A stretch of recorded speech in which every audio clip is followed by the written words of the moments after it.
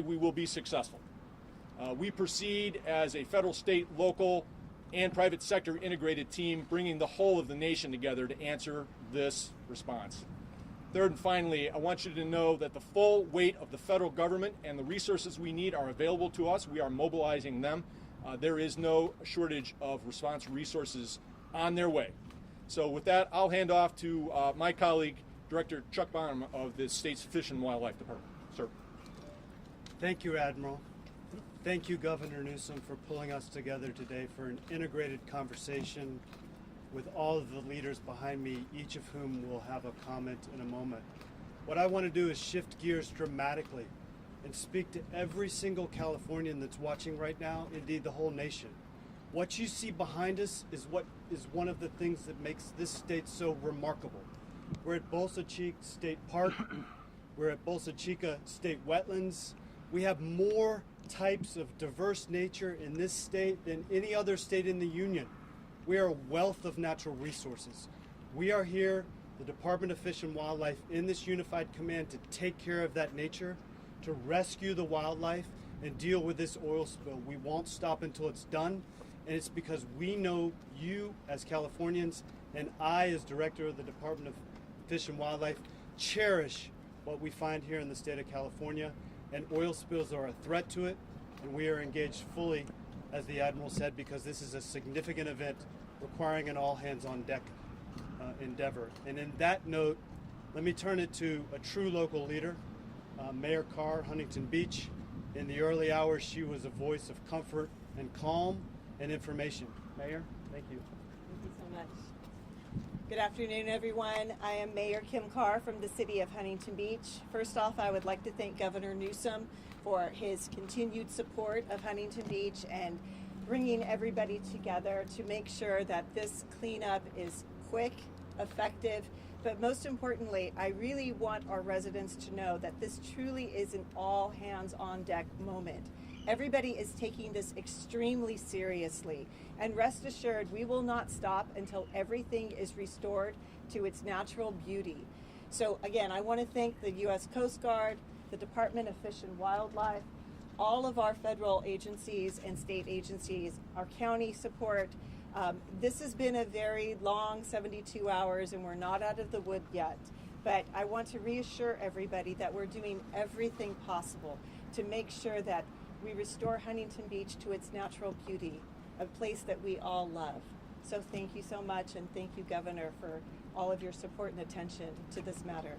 And with that, I'm going to introduce Newport Beach Mayor Brad Avery. Thank you, Kim, and thank you, Governor Newsom, for taking the time to come down today. We had a great meeting, and it's really unifying to bring a group of very experienced people that have the levers to make things happen, to make the coast better for everyone. The people of Newport Beach love their coastline. We love the harbor. We're all water people. People in the state of California are all water people, essentially. And this is really a great example of government working, in my view. And we will prevail on this. The attention that is being brought, the amount of vessels that are going to be here, the hardware, the folks over the next couple of weeks, we're gratified to hear that, because the beaches are suffering, wildlife is suffering, and we have no more time to lose. Appreciate your comments. Thank you.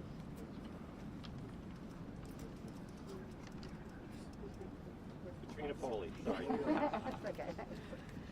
Hi, I'm Katrina. I am the Orange County Supervisor for the area that includes Huntington Beach, Newport Beach, and Seal Beach.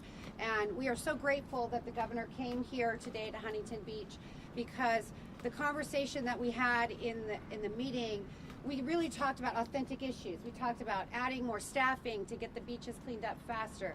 We talked about the timing. We talked about how can we support our local businesses. We had real conversations about what can we do to prevent this from happening in the future. We also talked about how do we get more resources? And I offered that the county is here to make sure that we provide all the resources necessary in terms of staffing, in terms of support with the state and federal partners. And I just want to compliment everyone here for the very thorough dialogue that we had. I feel very optimistic that things are in good hands, and you have a lot of qualified experts here, as well as really passionate, committed leaders. So thank you all, and I'm privileged to be able to represent this area and to partner with all of you. Thank you. And I am introducing Assemblymember Tasha Horner Horvath, who is from the northern San Diego area. She's right behind me.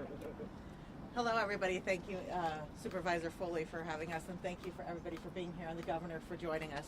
And I think I want to say something I think none of my colleagues said before. Thank you for declaring a state of emergency so we could cut red tape and make sure this cleanup is as efficient as possible. My name is Tasha Berner Horvath. I represent North County, San Diego.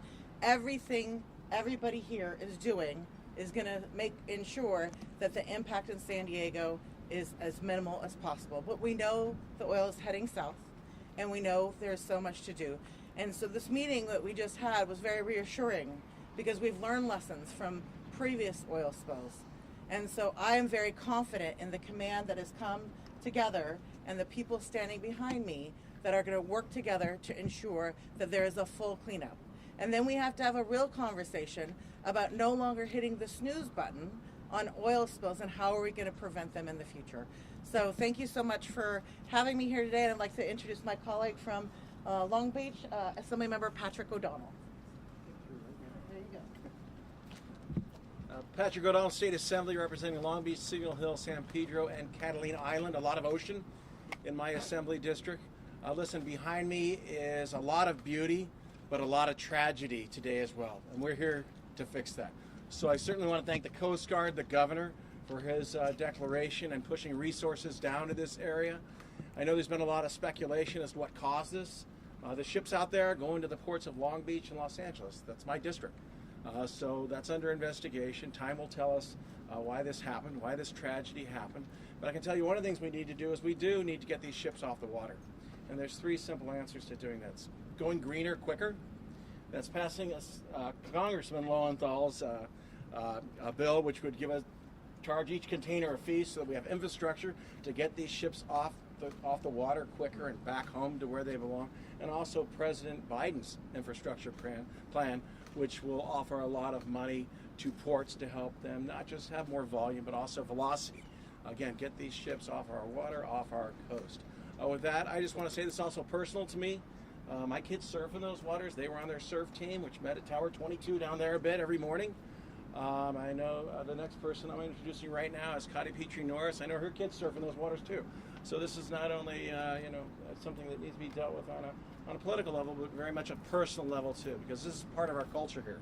These oceans are part of our culture. With that. Thank you, Assemblymember O'Donnell. Yes, the California coast. It's 840 miles of breathtaking beauty. It's a major engine of California's economy, and it's also home to 70% of Californians. And this oil spill is really a profound and tragic reminder that this is also so fragile. We know that this spill has been devastating for our local environment, for our local economy, and for our community. I want to thank all of the first responders and everyone who's here as part of Unified Command, working tirelessly. There are hundreds of folks on the ground each and every day working tirelessly on this cleanup and to ensure that we mitigate the disaster as much as possible. And I do also want the public to know that we are also beginning the work of getting to the bottom of what caused this spill. The work of investigation and oversight and ensuring that there is accountability by the responsible party is also of paramount importance. And we will certainly, as I said, get to the bottom of this and ensure that the responsible party is held accountable for each and every dollar of this cleanup and each and every dollar of the impact it's had on our community. We also need to ensure that we are learning from this tragedy, and that we're not doomed to continue to repeat these mistakes. And I really want to extend my thanks. Governor Newsom, thank you so much for being here. Thank you for declaring a state of emergency. And I think most importantly, thank you for your partnership and your leadership. Look forward to continuing to work with you as we make a clean energy future a reality for our great and beautiful state of California.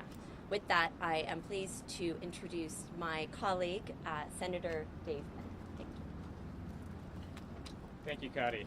My name is Dave Min, and I have the privilege of representing the 37th Senate District, which includes the cities of Huntington Beach, Newport Beach, and Laguna Beach.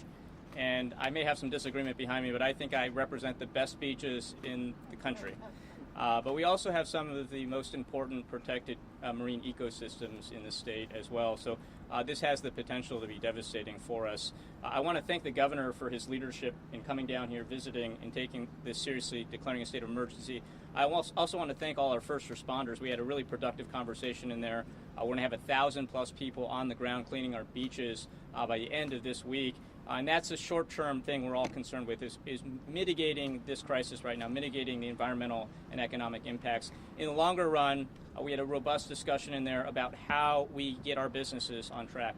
We know this is going to have an impact, potentially a very significant one, on our local economy here, which is so dependent on tourism. And we had a nice discussion about some of the options that might be available to us going forward.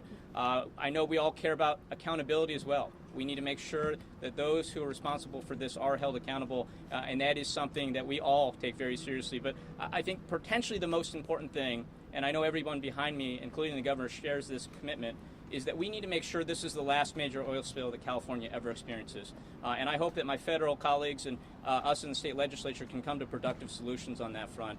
But I want to thank the governor again. I want to thank everyone behind me. And I now have the privilege of introducing my colleague and friend, Senator Tom Umber. Well, thank you, Senator Min. Thank you for being here. 3 messages. 1, a thank you to the governor and your team for their professionalism and alacrity responding to this crisis. Message number 2, to the folks that I represent. This is our district. This is my district. To the taxpayers, the business owners, and the residents of this district, is that we're going to do everything possible to make sure you are made whole, that the damage that you experienced because of this tragedy is not visited upon you without some sort of recovery. Message number 3, to the entities that are responsible for this degradation. Best that you cooperate, that you stand up, and that you assist us in making those who have been harmed whole as soon as possible. Thank you. Now it's my privilege to introduce champion of the coast, champion of the environment, and that's Congressman Ellen Lowenthal from Long Beach. Congressman?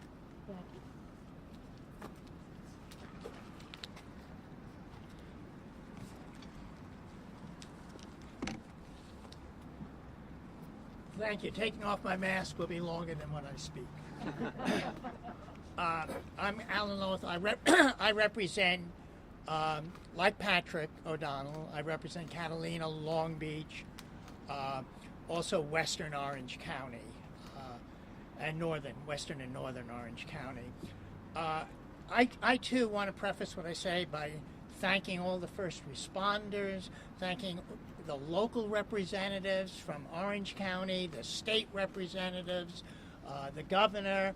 This has been a wonderful coming together after a horrible, horrible, frightening incident. You know, I also chair the Energy and Mineral Resources Committee, Subcommittee, and the Natural Resources Committee. That is, I chair the committee that has oversight over all federal oil and gas development on federal lands.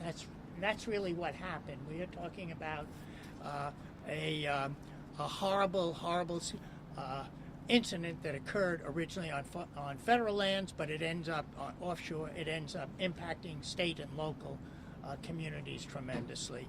We are going to be holding hearings on this.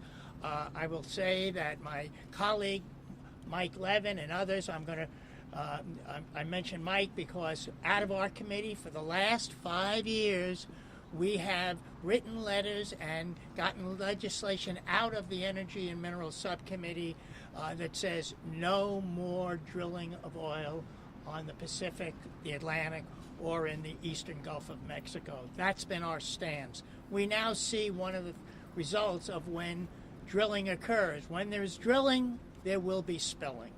I think we're going to be holding hearings, but I think the next step is we have to come up with a plan to not only stop new drilling, but to figure out how do we stop all drilling that's going on in California. So with that, I am honored to represent, to present my colleague, Mike Levin, who is the author of one of the major bills to stop all drilling in Southern California. Mike Levin. Well, thank you very much, Alan. Thank you to Governor Newsom, to all of our colleagues, state and federal and local. As I saw the damage from the oil spill, as I saw oil yesterday that has the potential to foul the entire Orange County coastline, one thing was very clear to me, that the only foolproof way to end a spill like this in the future is if we ban all new offshore drilling off the coast of Southern California. So I'm leading legislation to do just that. I'm very excited to tell you that in the Build Back Better Act, the president's new bill, it's actually on page 984 of the House version. I told my friend Katie that I checked on the way over here, page 984. So now we have to get it across the finish line, and we have to do all we can to ensure that we phase out the 23 rigs that are out there now, and that we ban all new offshore rigs. And working with my colleagues in the House and Senate, that's what we're going to do. With that, I have the great honor to introduce an extraordinary colleague, somebody that, in addition to everything she does, is the chair of the Oversight and Investigation Subcommittee of the House Natural Resources Committee, my dear friend Katie Porter. Thank you. I represent the 45th Congressional District in Orange County, and as Mike said, I chair the Oversight and Investigation Subcommittee on the House Natural Resource Committee, and we will be doing an investigation. I want to echo what my colleague, Congressman Lowenthal said, and working in partnership with him, we are going to make sure that we have answers as to how this happened and to make sure that we hold the responsible party accountable. In the meantime, I want to say how grateful I am for all of the incredible response that we've seen today and the cooperation that we have seen from local, county, state, and federal officials is really a model of how to respond to a really difficult situation like this. Like Congressman Levin, I support a ban on offshore drilling. I'm a co-sponsor of the West Coast Protection Act, and I'm with him. We must pass President Biden's agenda to end offshore drilling. It is now my pleasure to introduce Governor Newsom, who today, as he does every day, demonstrates his thoughtfulness, his commitment, his compassion to making sure that California is moving forward. Thank you very much for convening us, Governor, and for your continued leadership. Thank you, Congressman. I was just leaning over to Congressman Levin. I said, I've never seen 9 elected officials be so succinct in their remarks, particularly 9 remarkable leaders that have done an amazing job in the last 72 hours, but moreover, their leadership transcends just the situational challenge that we're having here today. You heard from a number of them co-sponsoring efforts to try to address the issues that bring us all together today permanently. Look, I think Cotty said it well. This is the coast of dreams. 840 extraordinary miles of coastline. There's a reason Horace Greeley in 1850 said, "Go west, young man, go west." This is a remarkable and special place. When you think of California, you're not from California, this is exactly what you think about. But this is also a stubborn reality in California that's by no means unique. The seepages that show up on the shores day in and day out, the smaller oil spills that don't bring the cameras out, but bring out calls of concern and trepidation, and then, of course, these larger spills that we tend to see over and over and over again. That's why I want to punctuate the point that was just made by the last 2 speakers. It's time, once and for all, to disabuse ourselves that this has to be part of our future. This is part of our past.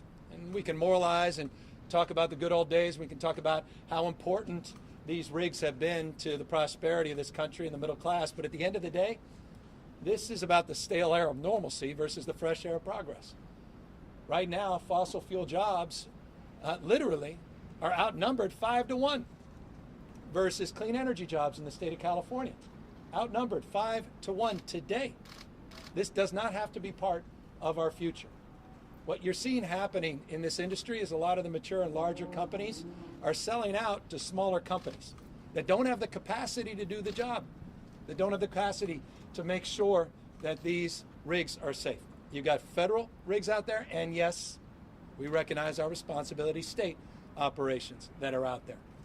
You're seeing for the first time in history, last year in California, more permits were afforded for abandonment than new drilling. That's the first time that's ever happened in state history. Now, that shouldn't surprise you. In the state of California, in 1985, we had about 425 million barrels that were extracted in the state of California. Today, it's about 34% of that. We are moving to a cleaner and greener future. That process is unfolding. And what's important to note is the economy in the state of California, the last 5 years, is the fastest growing economy of all Western democracies as we change the way we produce and consume energy. So please don't waste our time even getting into debate around this being a choice around our economy and our freedoms and our capacity to get people moving and working. It's just nonsense. It's just not even an interesting debate in California any longer. We've moved past that debate.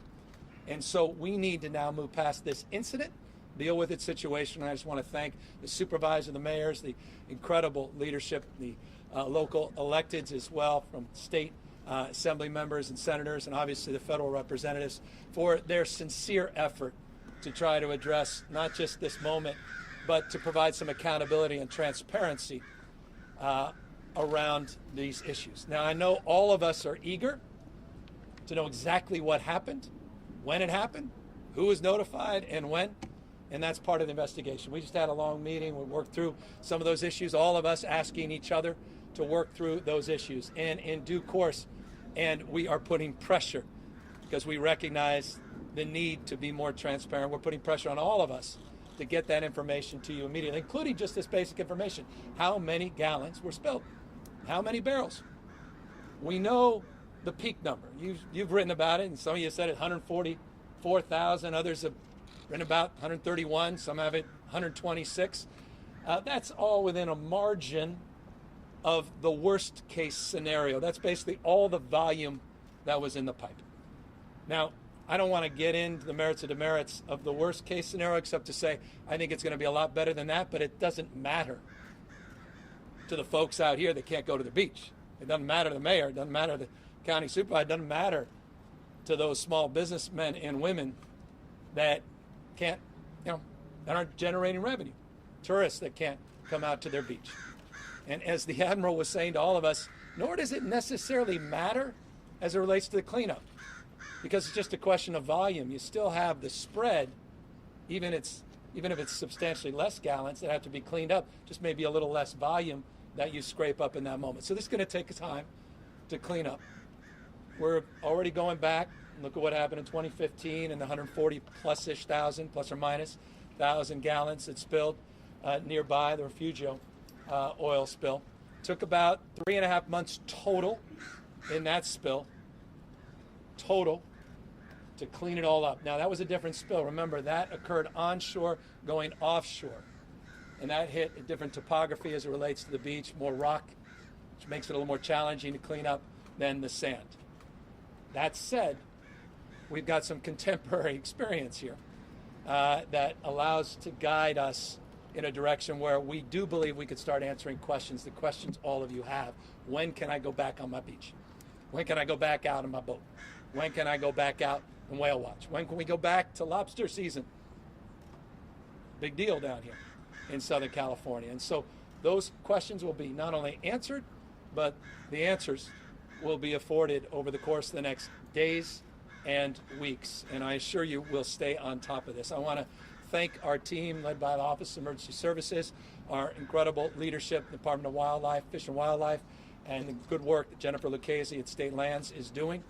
As you know, the pipeline that has now been breached was due for another inspection. Every 2 years it's inspected. You have an internal inspection, you have an external inspection, the external being divers, the internal being cameras and technology. Last time it was done internally. The investigation was in 2019, October 29th. Last time we did the external was in April of last year. It was due for its second inspection, internal inspection, at the end of this month. Now, that all may be academic. There was no issues. Now we're going back to the details of those reports, but there's no issues cited in those reports when they were last inspected.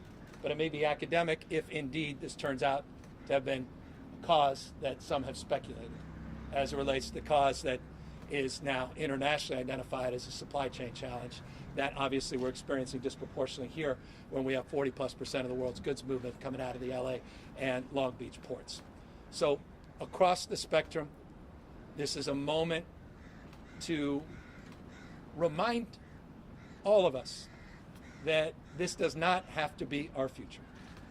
And if there's anything I'm more resolved at this moment, especially after the last 2 fire seasons, is to recognize that our responsibility, even though we are the tentpole of environmental stewardship, arguably, and climate policy in this country, and arguably around the rest of the world, that we still have to do more. We're going to have to do more. We're doing that on fracking now. We've got to do that in more oversight. We've got to do that on more permits for abandonment, less permits for reworking and for new drilling. We recognize our obligations in that space. Health and safety setbacks, all of those things, I assure you, are on the table and very much part of the conversation we're having with renewed sense of urgency because of this latest spill. Final words. I want to thank the 300 folks that are out there cleaning up right now on the beaches. In anticipation, we have roughly 1,500 folks that we think will be out here tomorrow. Now, I know many of you want to get out and get to work. I know many of you are calling in, how do I volunteer? I know the supervisor's getting overwhelmed with that. We want to make sure, we want to do that through our instant command. So we want to make sure we coordinate all the volunteers. If you're interested, it's a 4-hour training. We don't want you just going out there and, your flip-flops. It's a 4-hour training. Used to be a 16-hour training. We learned some lessons from Refugio. Now it's a 4-hour training. If you want to do that, we'll go through the incident command and we'll provide that number for you when we are prepared for the volume of phone calls. But I want folks to know we're grateful because you care. This matters to you. It's personal. It's about your memories. It's about your lifestyle. That's what climate change is about. And we could talk about low carbon green growth and MO2s under 2 and COP 26 and 6. I mean, no one understands a damn word we're saying. I mean, they just don't. Is it Celsius? What's Celsius? Military understands that. Most of us don't. But lifestyle, we understand. 2 towns in California that were eliminated from the map this year because of wildfires, that we understand. We understand 8 degrees Fahrenheit, that our kids likely be living in a world that's 8 degrees on average Fahrenheit, higher temperatures. We understand extremes, not just extreme heat, but extreme weather, east to west. Well, you know why? Those damn platforms, fossil fuels. It's not very complicated. So we need to grow up, grow out of this dependency and this mindset that we can't do more and do better. What is clean energy? It's about innovation. It's about entrepreneurialism. It's about dominating the future. It's about jobs. It's about transforming our economy.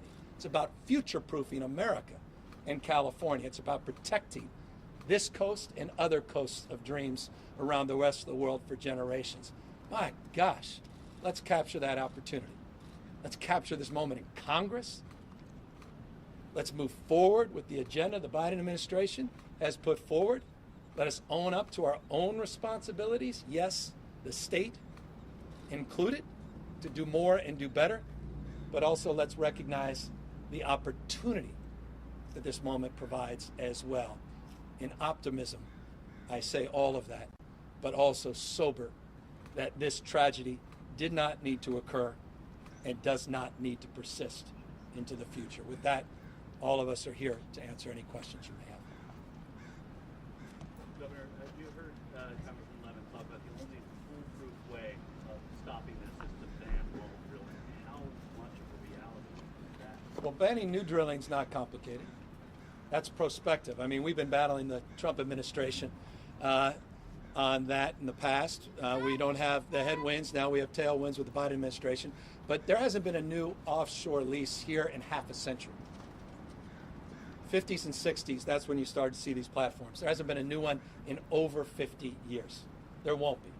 In fact, we made that clear. Even if the Trump administration came in and wanted new permits, they'll have no place to put the infrastructure because we will not allow for the permits to allow that infrastructure to go onshore or even offshore in our jurisdiction. So that's not going to happen, but let's protect that so we don't have to have these debates any longer by codifying their legislative efforts. The deeper question is, how do you transition out and still respect the workforce that, by the way, right now, folks that are out there, engineers and folks who are working those lines, are also working on the abandonment, on the capping of these wells as well. I mean, there's sort of an immediacy and opportunity in terms of that transition. The state of California just put up almost $750 million to help with the workforce transition. But we have to map that out, I think, with more clarity and more nuance. It's not just platitudes. People are naturally and understandably anxious about their future, and communities that are disproportionately reliant on those extraction policies. So that's what we're putting forward, and I'm confident that California can show its leadership and example in that space.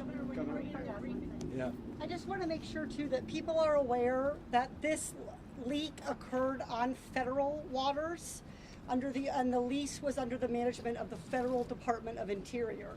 So just for awareness, the governor's talking about the fact that it's been 50 years since California authorized any drilling on its waters. But what we're fighting for at the federal level is to make sure that that ban goes into effect for federal lands and federal offshore drilling. That's unfortunately where this leak occurred. Now, important clarification, but I just want to reinforce, you think you're going to get a new permit to come in and put the oil, not going to happen. I'm just telling you. But we need that legislation. I don't want to deny that legislation, but I want the Trump administration, folks, all those folks out there, there's still all those Republicans out there still think the answer to every problem is more offshore oil drilling, to just know, not in our backyard. Won't happen. When you guys were in the briefing, there was some talk about ensuring that people know, because there was some confusion, I think maybe yesterday, that the responsible party is not part of the investigation. Yeah, 100% unequivocally not part of the investigation. The responsible party is not part of this investigation. Now, they're a party to the investigation. By definition, their information, insight, and accountability will be part of the investigation. But no, they're not driving it in any way, shape, or form. Thanks for asking. Amplify and its subsidiaries have had over 100 reports of violations. What do you make of that, and who is ultimately responsible for what happens? Well, again, the issue of responsibility and accountability will be part of the investigation and process as it relates to this incident specifically. As it relates more broadly to the issue of an operation of an offshore oil platform under federal jurisdiction in federal waters, it's pretty clear that where that responsibility lies. That said, components of that responsibility cascade. As you go farther off the coast, inland, gets into state lands, and then into local jurisdiction. This pipe, for example, is has federal jurisdiction, state jurisdiction, and local jurisdiction. There's some complexity, and that's why I think you asked the question. And so nuancing that and expressing as it relates to those violations, where that accountability lies, is a more nuanced response than I can provide at this moment, but we're happy to follow up with it. Should more have been done sooner with a company that has so many repeated violations? I mean, across the board, that will be determined. But again, if this turns out to be an accident as it relates, or some other, we'll make a determination of what responsibility may be, then that's a little bit of a different question as it relates to more situation what just occurred. Governor, while this relates to federal jurisdiction, drilling that's occurring in federal jurisdiction, do you believe the state needs to be more aggressive in ending existing offshore drilling permits and eventually decommissioning wells? And if so, what do you plan to do to make that happen? Well, I was chair of the State Lands Commission that actually shut down 2 offshore platforms. I'm very proud. We're doing it. We did quick claim on Holly and Rincon Island. In fact, I think over 88 million barrels is in the ground permanently. So we're doing it. Now, at what pace? Not the pace that I know a lot of people, trust me, that a lot of people want. I get it. But I really think this is important, and forgive me, guys. I don't know how many of you drove today. Maybe you all walked or biked. I don't know how many of you have been in a plane in the last few years. But society becomes how we behave as well. And so it's not just a supply issue, it's a demand issue. And we've got to radically change demand. That's how you ultimately address this issue, and your answer to the question is determined on that basis. That's why California was the first state in America to say that we're not going to sell any more gas guzzling cars. In fact, no internal combustion engines will be sold in the state of California by 2035. That was a year and a half ago. People thought we were on the stream. Now, you saw weeks later, Ford and GM and others say, you know what? We like where California's going. We're going to skate to where the puck's going. And now jurisdictions around the world. Why does that matter? California, half of the emissions in the state of California come from the tailpipe or extraction related to automobiles. That's a game changer for this state. You change demand, by definition, the supply dynamics radically change. So we could continue to accelerate the transition. Demonstrably, we're doing that. Look at the peak numbers, 425 million barrels in 1985, 34% of that today. We have more work to do in that space, more abandonment permits in 2020. First governor in history can say this. There were more abandonment permits in 2020 than were permits for new oil operations. And by the way, 5 times more so far this year. So we're starting to do it at a pace that not everybody's satisfied with, but at a pace that no other state, oil-producing state in America is. There was a report issued earlier today with preliminary findings in the investigation as to what happened with the pipeline that said it was multiple hours after the rig detected a loss of pressure in the pipeline before they contacted officials. Do you think that the notification system for officials to start getting out and dealing with spills needs to be overhauled to help account for that? We were having this exact conversation. We were all asking each other that question. That's exactly what the investigation is going to determine. And as soon, and I know your need to, I mean, what I want to avoid is everybody speculating, running 300 different directions, everybody pointing fingers. Trust me when I say this, particularly on the notification, I hear it loudly and clearly. Public, internal notifications, federal partners, state partners, across the spectrum. As soon as we get that information, we will provide that to you. We will do everything. We will drive that investigation. We'll hold ourselves to account to get that information to you in a timely manner, but the investigation needs to proceed objectively. Thanks, everyone. Governor, will you ask the president for a federal disaster declaration? Yeah, look, we talked about this, and I really appreciate the leaders behind me saying we need more support for small business. We're looking to work with the SBA to get small business loans to help our small businesses. Obviously, once the cleanup takes place, there'll be a monitoring process where we'll be monitoring things, and we want to figure out how to open up the beach. At the same time, we're still monitoring to help with the tourism components. Obviously, commercial fishermen want to know when they can get through, and we're going to work through all those issues in real time. We're going to try to be creative as it relates to the declarations, the proclamations, and the sources of funds, et cetera. As it relates to the next iteration, we did the declaration of emergency. It reached that threshold. When the conditions are such that we can reach that net threshold, sadly, we've become experts on this with all these wildfires, we will pursue those declarations. But at this moment, the declaration we put out yesterday was as far as we feel we can go directly with the president. But one of the great things about this president is he has an open hand, not a closed fist when it comes to the state of California, and I'm confident of his support in terms of the direction that we pursue. Thank you all very, very much for your time.